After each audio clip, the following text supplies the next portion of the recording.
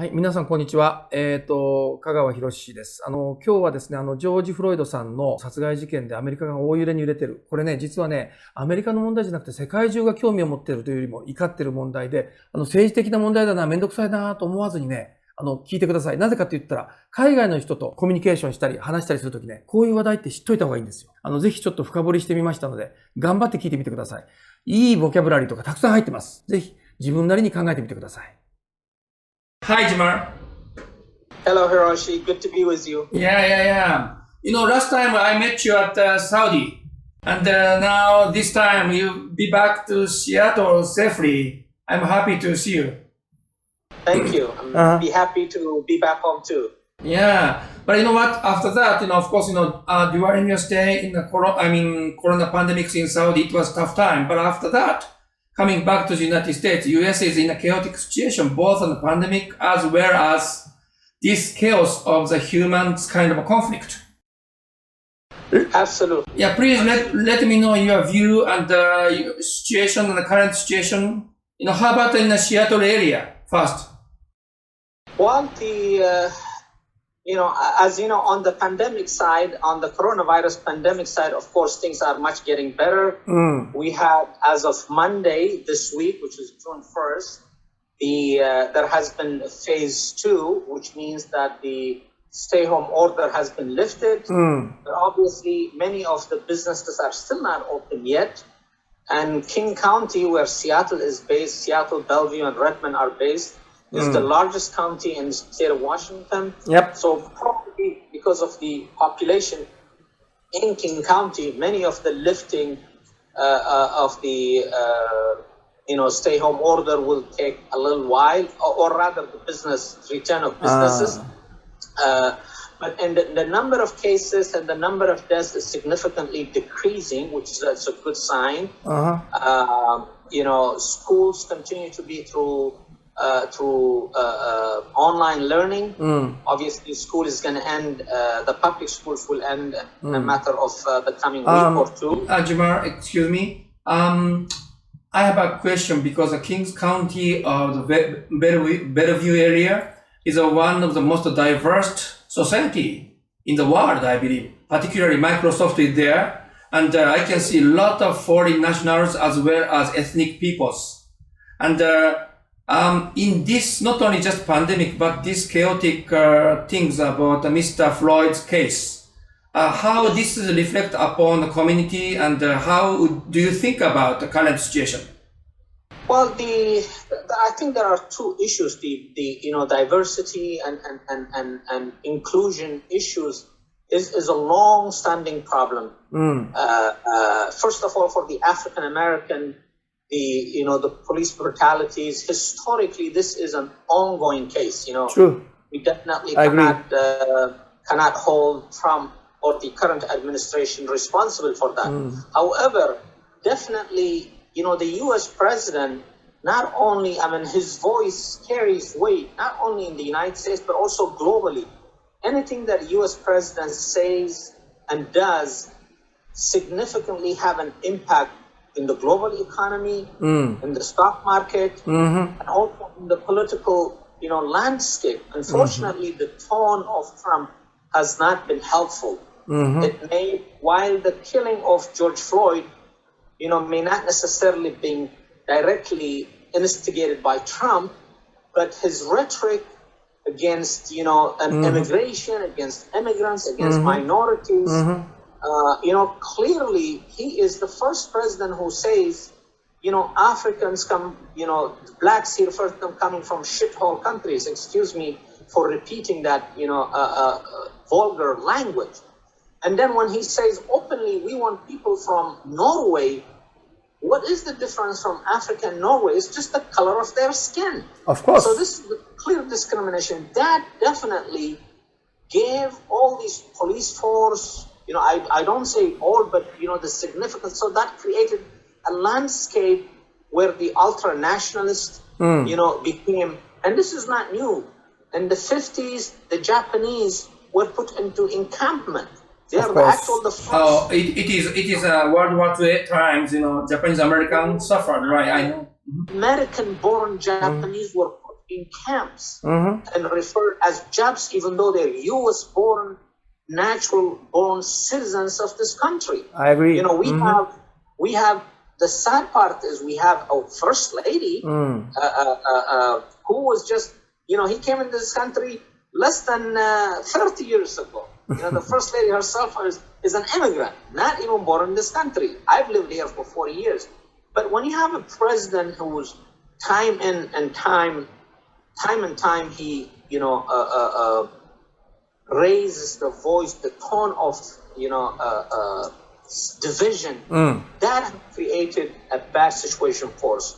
But the killing of George Floyd was an ongoing problem, you know, and the problem is not about convicting the policeman or you know, terminating their, you know, there has to be a fundamental reform to the police brutality, fundamental reform to the legal system.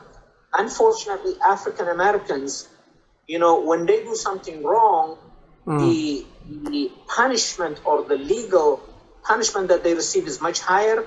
When harm is done unto them, the justice that they get is also very limited. You know, you have openly the whole world saw what the policemen have done. In the old system, all they do is they just terminate.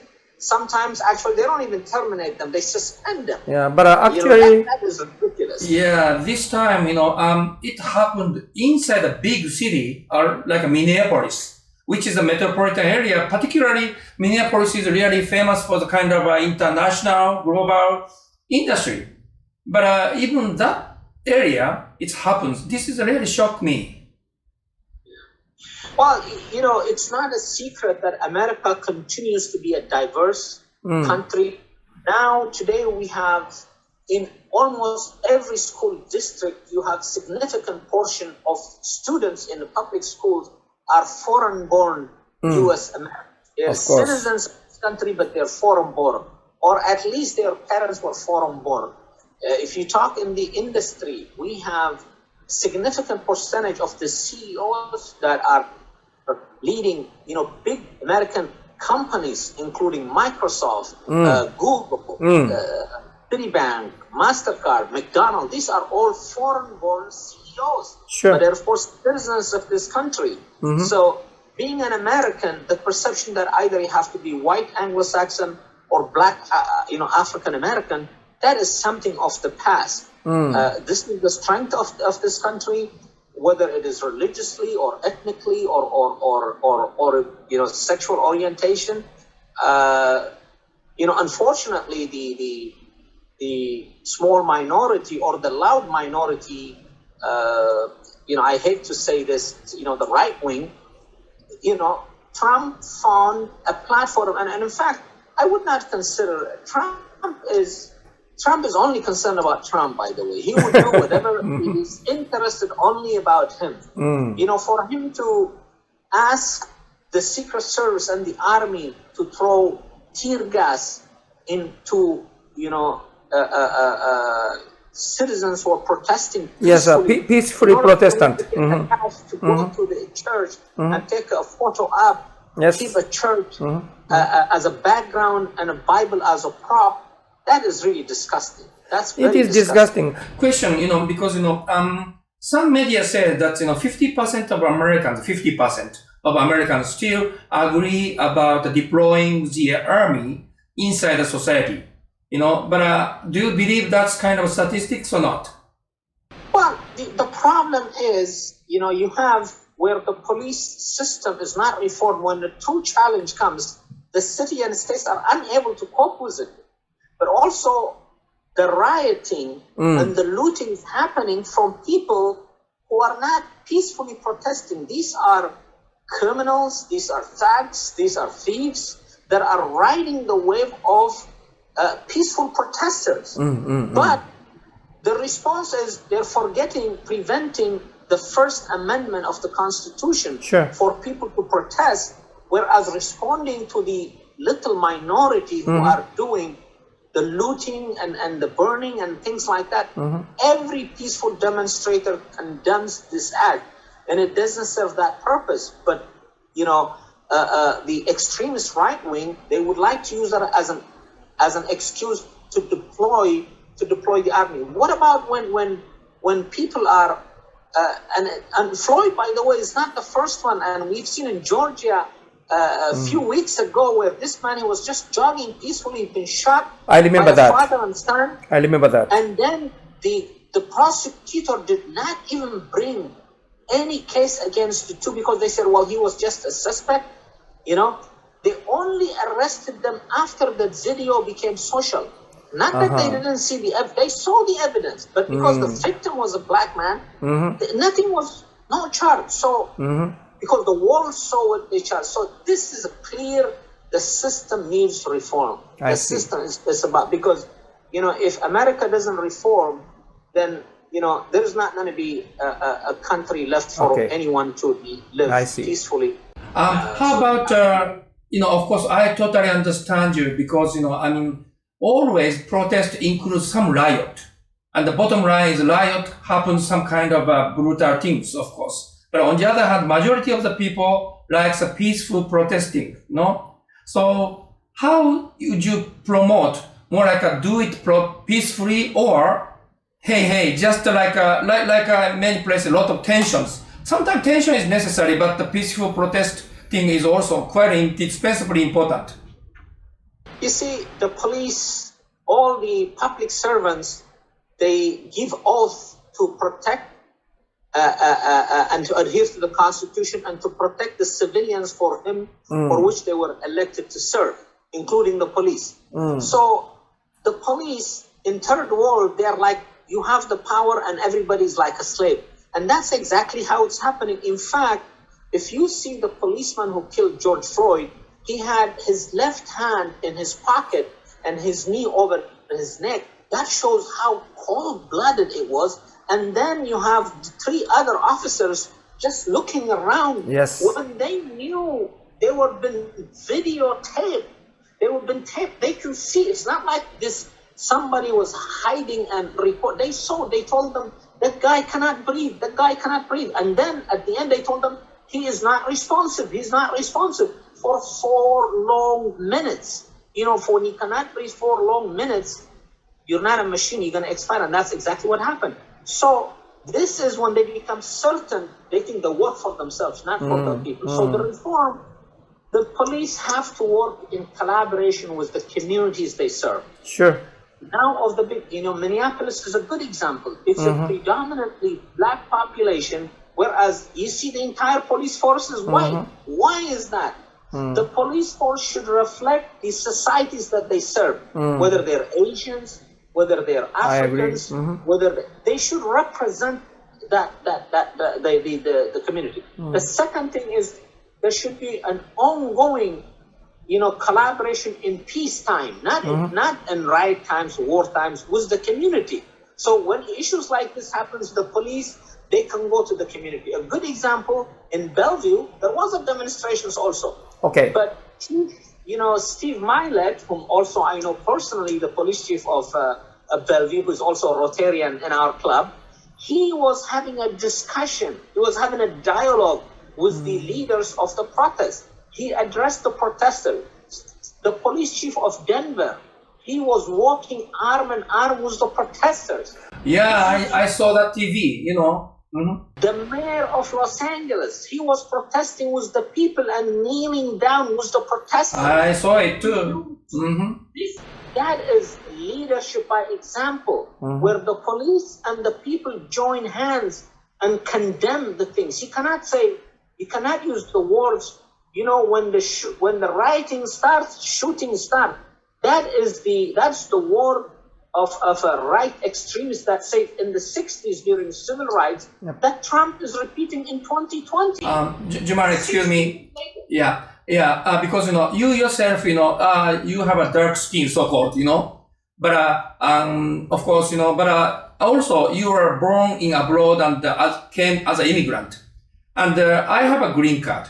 And then, you know, let me discuss about it. You know, how do you think like a near future, more division will be happened, or like your activity, reconciliation or understanding will be fundamental things? It can be happened or not?